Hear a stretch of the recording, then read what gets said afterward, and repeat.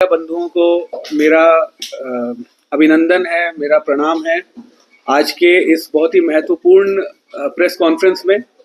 आज जैसा कि आप सभी लोगों को पता है, 21 नवंबर 2025 से हमारे देश में एक ऐतिहासिक कदम लेते हुए 4 लेबर कोड्स उनको हम लोगों ने, हमारी सरकार ने लागू किया है। उसके डेट नोटिफाई कर दिए, 21 नवंबर से वो लागू हैं। उनमें हमारे जो मेजर चेंजेस हैं उसके बारे में ही हमारा आज का प्रेस कॉन्फ्रेंस है। उसके साथ साथ हमारे जो स्कीम चल रही थी, जिसमें नियोक्ताओं को बिना किसी पुराने पेनल्टी या रिकॉर्ड दिखाने के उनको खुद से रजिस्टर करने का एक सुनहरा मौका था, उसमें भी अब बिल्कुल आखिरी चरण में हम लोग आ चुके हैं। 31 दिसंबर तक ही वह स्कीम है। और एमनेस्टी, हमारी जो जितने हमारे विवाद थे, कोर्ट में थे, न्यायालयों में थे, उनको भी एमिकेबली सुलझाने के लिए हमारी जो स्कीम चल रही है 1 अक्टूबर से 2025 से 30 सितंबर 2026 तक, उसके बारे में भी अवेयरनेस आप मीडिया के हमारे सदस्यों से के माध्यम से हमें फैलाने के लिए हम लोगों ने एक प्रेस कॉन्फ्रेंस अरेंज की है।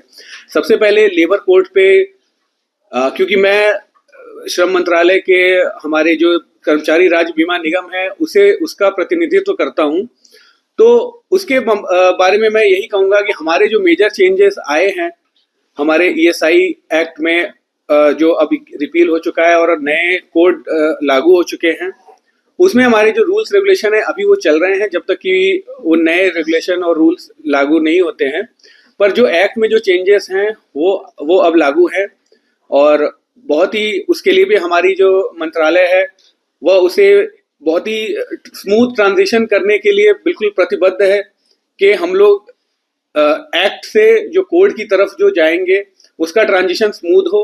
हमारे जितने नियोजक बंधु हैं उन्हें भी कम से कम परेशानी का सामना करना पड़े, हमारे जो श्रमिक बंधु हैं उन्हें भी कम से कम दिक्कत का सामना करना पड़े। इन सब चीज को इंश्योर कर रहे हैं।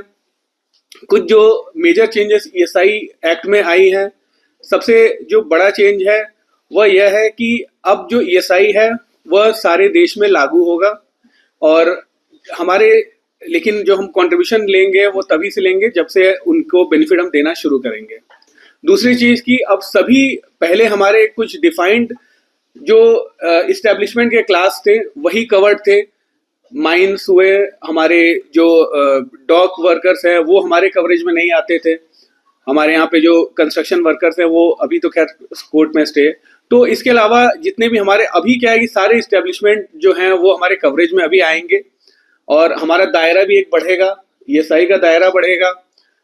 और उसके साथ साथ हमारे यहाँ पे जो डिपेंडेंट्स होते थे, अभी महिलाओं के लिए भी उनके इन लॉस को भी हम अब डिपेंडेंट के रूप में उनको वो कर पाएंगे। उसके साथ साथ हमारे वर्किंग कंडीशंस में भी बहुत सारी चीजें हैं जो कि आज के टाइम पे हमारे श्रमिकों के लिए बहुत ही फायदेमंद होंगी।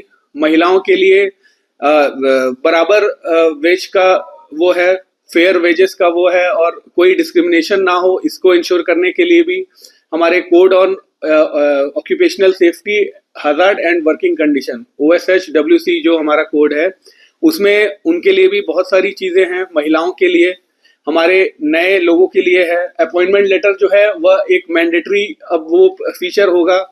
बिना अपॉइंटमेंट लेटर के हमारे जो भी श्रमिकों को इंगेज किया जाता है वो मना करने के लिए अब आ गया है नया कानून।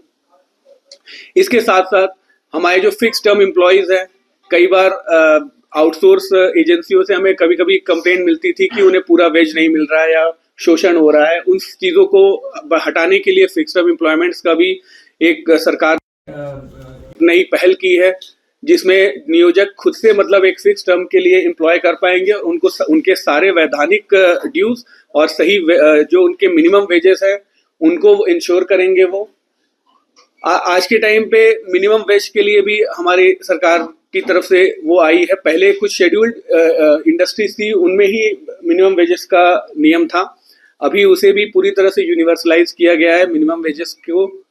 और इसके साथ साथ और बहुत सारी वो हैं जो हम आपको मतलब लिखित में भी हम आपको अवगत कराएंगे, ताकि ज्यादा से ज्यादा हमारे श्रमिक, हमारे जनरल पब्लिक, हमारे नियोजक तक वह मैसेज पहुंच सके।